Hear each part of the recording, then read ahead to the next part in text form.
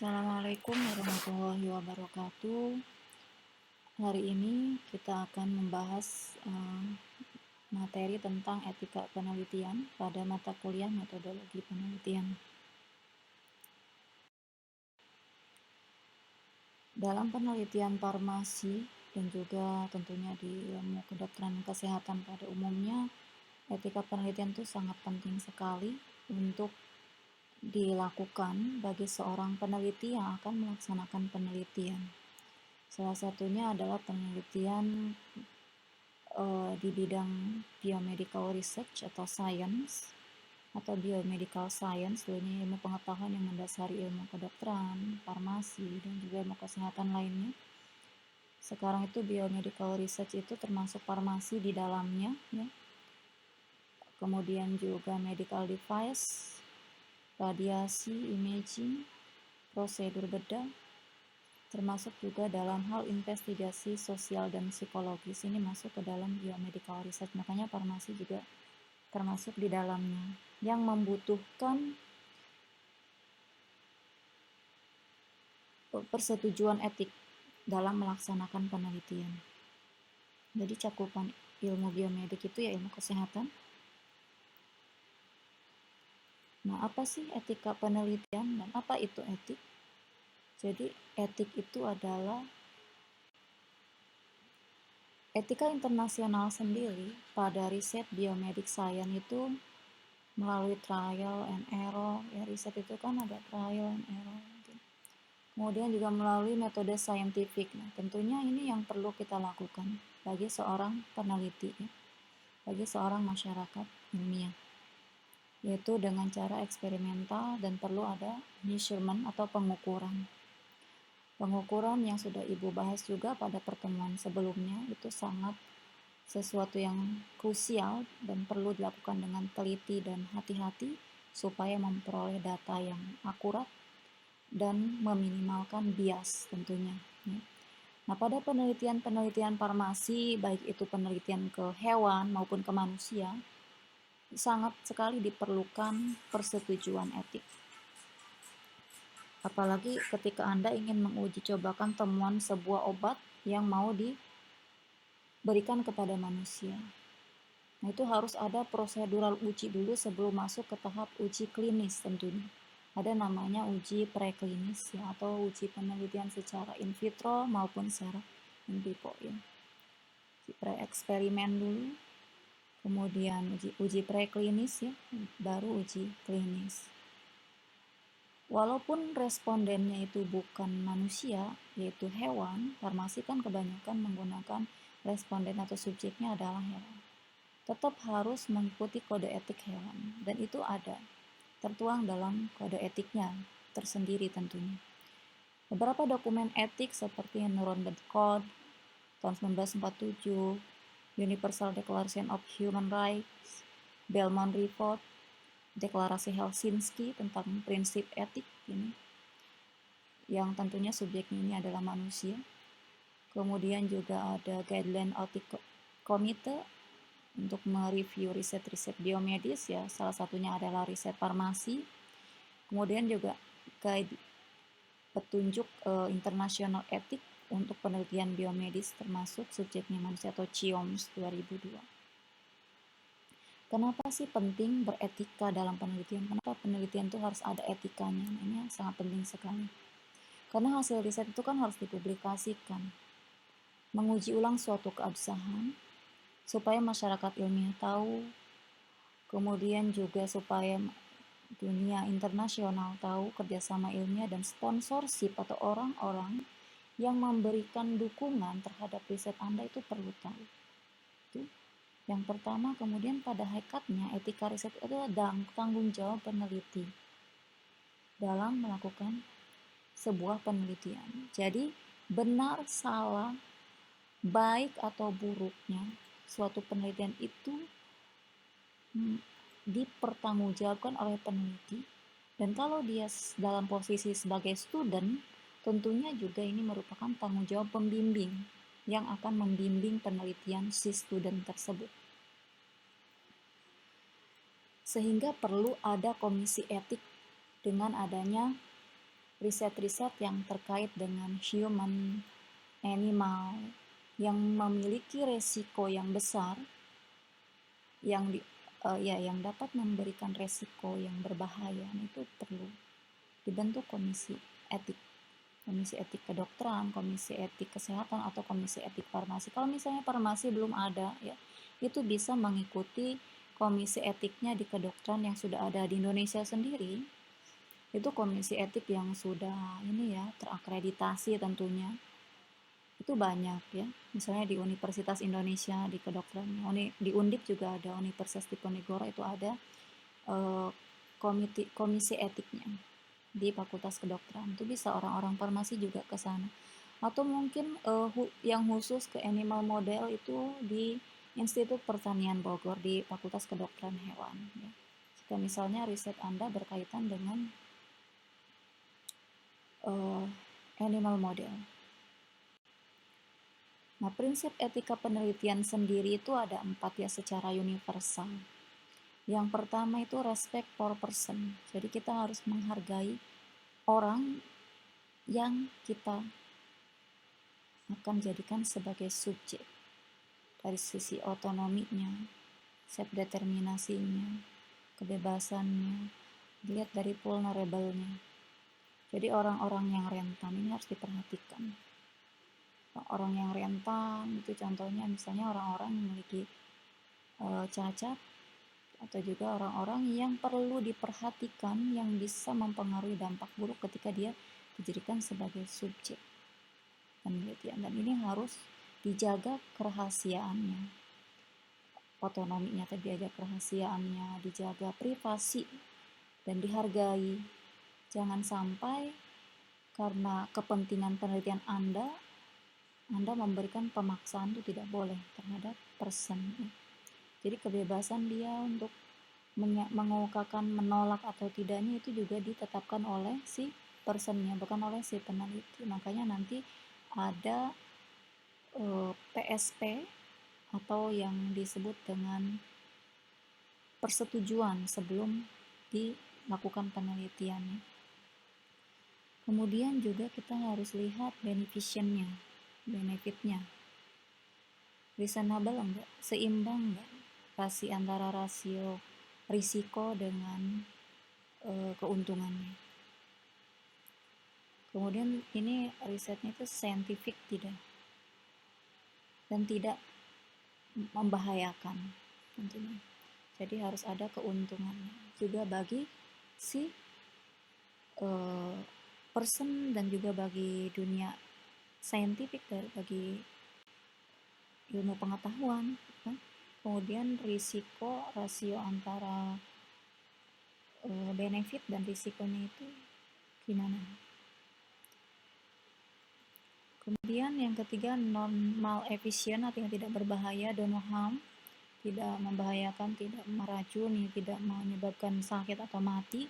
Itu juga harus kita pegang prinsip etik itu. Kemudian adil ini ya. Jadi perlakuan terhadap personnya itu jangan sampai ada yang dianakmaskan. Itu dari beberapa responden tadi, harus adil.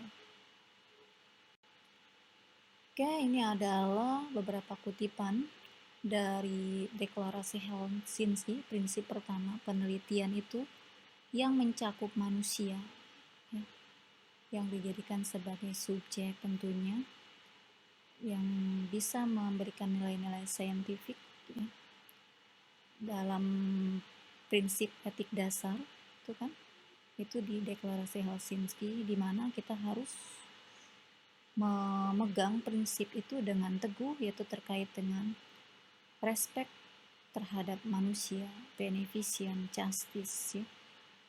Kemudian juga prinsip yang kedua itu termasuk keadilan dan memberikan gambaran secara detail protokol ataupun usulan penelitian kita kepada person tadi atau kepada responden yang terlibat dalam penelitian kita tentunya. Nah, sehingga apa saja sih yang termuat dalam usulan riset atau protokol itu? Harus ada tujuan risetnya, itu harus jelas, desainnya juga harus disampaikan, metodologinya, pertimbangan statistiknya, kenapa memilih uji ini, uji itu harus jelas. Misalnya organisasinya ini dari uji cobanya bagaimana, gitu. Juga bisa ada memuat selain tujuan desainnya misalnya mau ke post test atau pre-test atau post and pre and post gitu kan. Selain memuat itu juga sering memuat biasanya latar belakang. Pentingnya riset itu apa, itu di latar belakang. Itu perlu ada di dalam usulan ketika kita akan mengajukan ke Komisi Etik Penelitian. Selain itu juga informasi-informasi apa yang perlu ada dalam usulan protokol, informasi umum, informasi latar belakangnya, tujuannya, kriteria inklusi dari subjeknya, dari sampelnya ya, inklusinya, kemudian kenapa dia berhenti menjadi subjeknya, itu harus dijelaskan dengan baik. Desain risetnya bagaimana, informasi pengobatan atau intervensinya, cara dan kapan dilakukan pengujian, cara mendapatkan informasi tentang keamanan penelitian. Selain itu juga pertimbangan etik berkenaan dengan penelitian ini gimana. Kemudian keterangan izin untuk diaudit oleh sponsor. Kalau misalnya emang riset itu memperoleh hibah, itu biasanya riset-riset dosen misalnya yang mengajukan hibah penelitian ke lembaga-lembaga pemberi dana, itu biasanya ada disampaikan. Kemudian cara menyampaikan informed consent itu sendiri. Prinsip ketiga dan prinsip keempat itu sebelum dimulainya riset itu ya, kita harus bisa melihat risikonya, ketidaknyamanannya, dan antisipasinya bagaimana. Itu harus kita identifikasi dengan baik sebelum kita aplikasikan kepada subjek.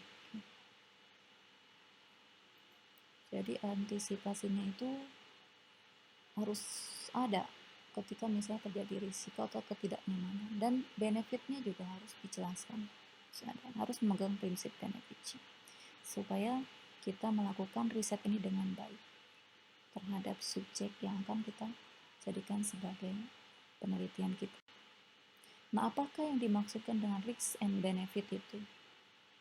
Arti benefit itu merujuk ke sesuatu yang menguntungkan, sementara risk itu adalah bisa terjadi kerugian atau kerusakan atau bahaya. Gitu. Kata risiko kecil atau besar itu biasanya sering ambigu ya. Mana yang kecil, mana yang besar. Kita harus bisa mengidentifikasi itu. Semua kemungkinan risiko dan benefit itu harus perlu diperhitungkan oleh seorang peneliti. Makanya Anda harus matang dulu sebelum melakukan riset, apalagi terkait uji coba obat misalnya terhadap pasien penderita gagal jantung, misalnya pasien penderita kanker, atau pasien apapun itu, ataupun bukan pasien, misalnya ke manusia sehat Anda mau uji coba obat juga, atau misalnya jamu atau apa itu, nah itu harus kita perhitungkan risiko dan benefitnya. Penjelasan dari prinsip keempat tadi, benefit risk assessment, yang perlu diperhatikan adalah pertimbangkan haknya, hak subjek, keamanannya, kesejahteraan, itu harus kita betul-betul pertimbangkan. Jadi kalau ada risiko, sebaiknya bagaimana bisa dikurangi. Rasio risikonya itu harus berimbang. Rasio risiko itu harus dikurangi sesuai dengan kebutuhan tentunya. Risiko kadang-kadang tidak dapat dieliminasi secara menyeluruh ya. Karena kita tahu sebagai human, kita juga punya keterbatasan dalam hal itu. Nanti ini kita bisa sampaikan ke komisi etik ya. Seperti apa baiknya nanti, biar nanti komisi etik yang akan memberikan keputusan. Bila ada risiko yang signifikan, maka di sini pentingnya komite review. Makanya sebelum Anda melakukan riset, hendaknya Anda harus mengajukan persetujuan etik dulu. Dan harus hati-hati ya, jangan sampai melakukan riset tanpa ada persetujuan komisi etik. Perlukah penelitian dilakukan pada manusia? Nah, itu juga harus dikaji di komisi etik tentunya, atau komite review atau dewan etik. Nah, tergantung dari perguruan tingginya atau lembaganya memberikan namanya apa. Siapa yang bertanggung jawab? Sponsor, komite, ya, otoritas yang berkepentingan pada penelitian Anda, misalnya pembimbing, ya. Penentuan untung rugi dilakukan. Ini juga harus ditentukan untung ruginya, risk and benefitnya. Sebelum penelitian dimulai, sebelum penelitian dimulai dan secara periodik sebelum penelitian dilaksanakan itu harus dilakukan. Bila secara nasional dipandang dari sisi masyarakat, institusi atau dari sisi ilmu, studi ini menguntungkan tetapi tidak favorable bagi subjek, maka kepentingan hak dan kesejahteraan individu itu didahulukan. Ya. Kemudian pemberian reimbursement finansial ini juga perlu diperhatikan. Harus dibedakan dari risk benefit analysis ya. Ini beda ya. Bila undang-undang peraturan setempat membolehkan, maka tidak dilarang. Kompensasi yang sepadan dapat disampaikan tanpa menyinggung subjek peneliti. Ya. Kemudian reimbursement ini biasanya dilakukan pada tahap rekrutmen ketika dia akan menjadi subjek penelitian Anda. Prinsip kelima, termasuk dalamnya itu adalah Research Independent Ethics Committee ya, atau institusi yang akan mengulas penelitian Anda. Apakah penelitian ini layak secara etik untuk dilakukan. Kemudian prinsip ke-6 itu meliputi protokol ya, approve, setujuan. Protokol compliance, prinsip 6 ini penting untuk tetap mengikuti protokol yang sudah disetujui tentunya sehingga pelaksanaan penelitian itu bisa dilakukan. Terjadi penyimpangan atau perubahan hanya atas persetujuan ya. Kalau misalnya Anda melakukan penyimpangan atau perubahan di luar dari persetujuan komisi etik, berarti Anda sudah melanggar kode etik penelitian yang sudah ditetapkan oleh tim etik peneliti. Nah, itu. Nah, semua kegiatan dalam penelitian itu harus cantumkan pada protokolnya dan harus diikuti.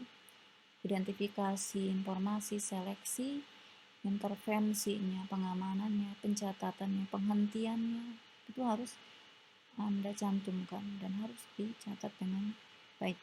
Reportingnya, pelaporannya, dan analisisnya. Prinsip ke-7,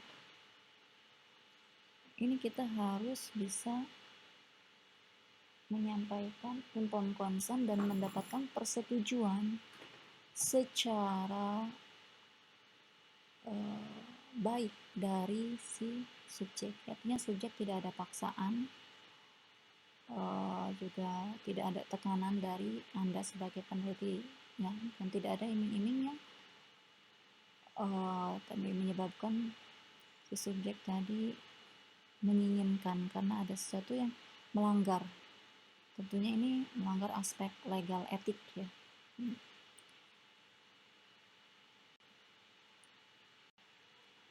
Setelah penjelasan atau PSP tadi didapat dari satu proses yang dimulai dengan kontak subjek dan kontak ini dipertahankan selama proses penelitian atau studi. Jadi Anda harus juga mendapat kontak dari si responden tadi supaya Anda mudah untuk melakukan komunikasi tentunya dan pencatatan data. Hubungan yang terus-menerus ini mencerminkan penghormatan terhadap martabat dan otonomi individu atau manusia sebagai subjek. Jadi dia tidak seperti barang yang hanya saat dibutuhkan kemudian setelah tidak dibutuhkan dibuang, tidak ya. Jadi tetap menjalin silaturahmi lah. Kalau dalam Islam kan silaturahmi itu bisa memperpanjang umur dan memperbanyak rezeki ya. Apalagi ini dia mau bersedia menjadi responden penelitian Anda. Persetujuan sebelum penjelasan dilandasi oleh pengertian bahwa individu yang kompeten dapat memilih ikut atau tidak ikut dengan penelitian. PSP melindungi freedom of choice dan menghormati otonomi. PSP merupakan persetujuan yang valid atau sahih hanya bila ada unsur voluntary, bebas dari ancaman dan pengaruh yang tak sewajarnya. Nah, bagaimana kaitannya dengan animal model? Itu kalau waktu pengalaman ibu ini ada teman ibu yang meneliti ya pada hewan.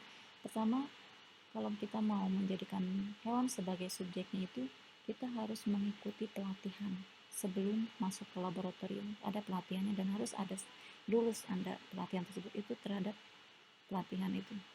Kemudian juga nanti ada pelatihan lanjutan untuk pelatihan untuk animal model tahap 1 dan tahap 2 itu Anda harus mengikuti itu dan memperoleh sertifikat. Kemudian juga harus memperoleh tentunya izin etik sebelum Anda masuk laboratorium untuk penelitian skala in vivo itu, yaitu respondennya adalah animal. Nah itu jadi Anda sebagai peneliti yang memiliki keahlian, makanya kan seorang peneliti itu harus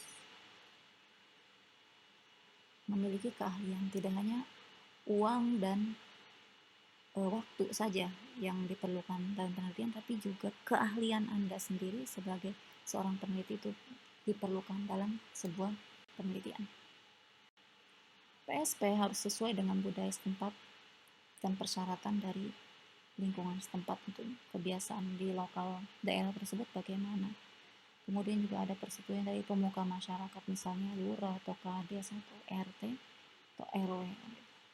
Siapa yang diperbolehkan PSP itu peneliti pertama. Yang kedua, orang lain yang secara formal sudah mendapatkan persetujuan dan telah mendapat training tentunya. Nah, itu ya. Di luar dari itu tidak. Apa saja yang harus dijelaskan? Judul penelitian, identitas sponsor, identitas peneliti dan institusi peneliti, sumber pendanaan jika emang didanai oleh lembaga atau dana individu sendiri atau oleh kedua-duanya, itu bisa dijelaskan bahwa percobaan ini adalah sebuah penelitian, bukan untuk misalnya hal lain, ya, itu harus dijelaskan. Dasar sukarela atau dan sewaktu-waktu boleh menarik diri kapan saja tanpa dikenakan penalti atau ganti rugi, ini juga harus Anda jelaskan. Artinya misalnya di selama proses penelitian responden Anda ada yang mengundurkan diri, atau kalau pada animal ya hewannya mati gitu kan, karena mungkin berbagai faktor lingkungan yang mempengaruhi tadi. Nah itu juga harus dijelaskan. Misalnya kalau nggak ada berkurang respondennya bagaimana, itu harus jelas. Tujuannya, randomisasinya, prosedurnya, tanggung jawab subjek, aspek mana dari penelitian ini adalah masih percobaan, itu juga harus dijelaskan. Jangan sampai ini adalah obat yang paten dan sebagainya padahal belum Anda uji coba. Anda harus menjelaskan secara jelas tanpa ada dusta gitu. Harus betul-betul bahwa ini adalah baru mau diuji cobakan. Risiko yang bisa terjadi juga harus disampaikan. Atau misalnya kalau pada obat kan biasanya ada side effect ya, atau adverse event ya, ada efek samping misalnya itu kan yang membuat ketidaknyamanan atau dan sebagainya misalnya.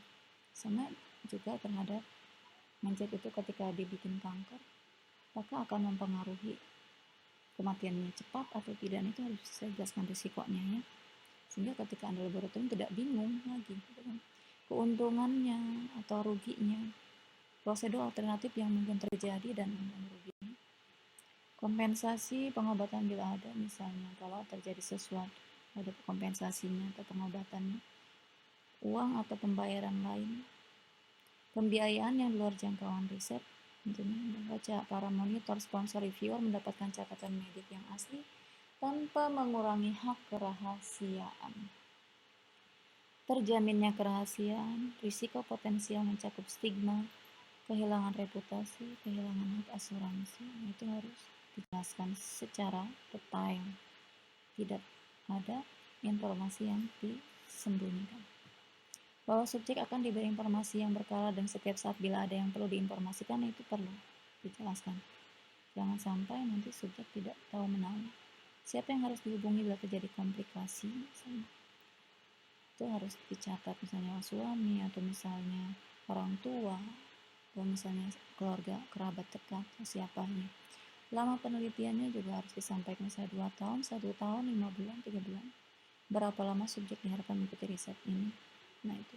Tapi tadi ingat ya, di depan tidak boleh ada pemaksaan. Misalnya kalau dia mau mengundurkan diri ya silahkan, kan gitu. Jumlah subjek untuk riset ini juga disampaikan. Prinsip 9, ini license-nya medical personnel, contohnya dokter yang mendampingi penelitian Anda yang tentunya sudah ada lisensinya dan bertanggung jawab untuk medisnya ketika terjadi sesuatu pada subjek. Tentunya itu muncul itu di prinsip etik di ke-9. Dan prinsip etik ke-10, tiap-tiap individu itu juga harus diberikan edukasi, training, pengalaman, ya, respect, dan kita harus menghormatinya gitu kan.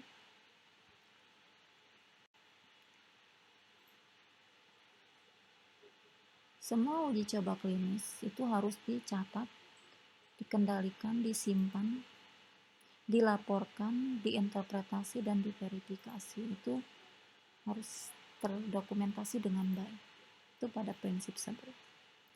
Pada prinsip ke-12, confidential record, ya, pencatatan yang confidential atau perekaman, ya, yang dapat mengidentifikasi subjek itu harus dilindungi tentunya. Harus menjaga privasi subjek, jangan sampai namanya, alamat, dan lain sebagainya itu malah tersebar informasinya. Kita harus menjaga privasi subjek, itu harus ada dalam prinsip ke-12. Kemudian juga produk-produk yang kita gunakan, ya, atau investigasi produknya itu should be manufactured, atau misalnya bisa dihandle, disimpan dengan tentunya ada applicable good manufacturing practice-nya.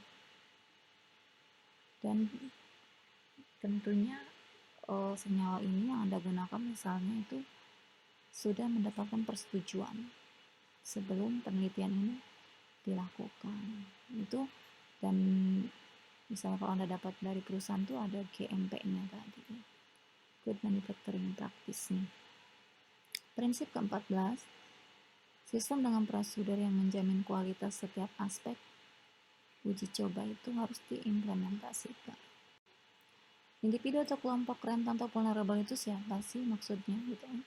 Semua subjek termasuk yang sukarela dan sehat secara intrinsik ada vulnerable karena keamanan dan efektivitas produk yang diteliti tidak diketahui secara keseluruhan. Sebenarnya setiap subjek itu memiliki indikasi vulnerable, bisa termasuk kelompok rentan karena obat, keamanan produk atau senyawa yang Anda gunakan tadi belum diketahui secara keseluruhan keamanannya dan efektivitasnya. Ada faktor lain seperti faktor sosial, budaya, ekonomi, kejiwaan, dan medis yang kemampuan subjek untuk memilih secara rasional. Nah, selain etika penelitian, kita juga harus memperhatikan aspek pada usulan penelitian kita, ya. Selain Anda harus memperoleh persetujuan etik, ya, dalam sebuah penelitian, juga hal lain yang harus diperhatikan adalah dari usulan penelitian kita itu harus bebas dari plagiat. Nah, apa itu plagiat atau plagiarisme? Itu mengambil ide atau data orang lain dan mengatakan sebagai miliknya. Itu tidak boleh. Itu melanggar etik juga. Jadi makanya biasanya di beberapa perguruan tinggi itu proposal kita itu sebelum dilakukan penelitian masuk dulu ke tim plagiasi, ya, atau misalnya ke mesin Turnitin kan gitu kan. Apakah proposal ini layak gitu kan, tidak mengandung plagiat. Biasanya minimal bisa ditoleransi itu 20% aja plagiatnya. Selebihnya, kalau lebih dari itu misalnya tidak boleh. Ada juga yang 15%, tergantung dari kebijakan perguruan tinggi masing-masing. Kemudian mengambil ide atau data tanpa memberitahukan sumber secara benar ini juga tidak boleh, ya. Jadi Anda mengambil ide penelitian orang lain, kemudian Anda tidak mencantumkan nama penelitinya tersebut. Melakukan publikasi dari satu sumber berulang kali dengan perubahan yang hampir tak berarti. Jadi tidak ada modifikasi dari Anda sendiri sebagai penulis tentunya. Membuat proposal dengan ide orang lain. Ini kok betul-betul copy paste tanpa ada tambahan ide dari Anda sebagai peneliti. Nah, ini hal-hal ini, kegiatan-kegiatan ini dinamakan plagiat dan itu melanggar etik, ya. Nah, tergantung nanti dari kebijakan perguruan tingginya sanksi apa yang akan diberikan kepada pelaku-pelaku plagiat, khususnya dalam penyusunan proposal penelitian maupun nanti penyusunan hasil penelitian. Fabrikasi kebohongan, data yang dibuat-buat, tidak dapat memberikan bukti atau dokumentasi. Ini adalah fabrikasi, kegiatan dari suatu kebohongan, datanya itu tidak real sesuai dengan yang di lapangan, artinya dibuat-buat datanya, atau bahkan Anda tidak meneliti gitu, tapi Anda ngolah sendiri datanya dan juga tidak bisa memberikan bukti atau dokumentasi yang baik. Itu adalah kegiatan dari fabrikasi dan ini juga menyalahi etik. Falsifikasi itu adalah bentuk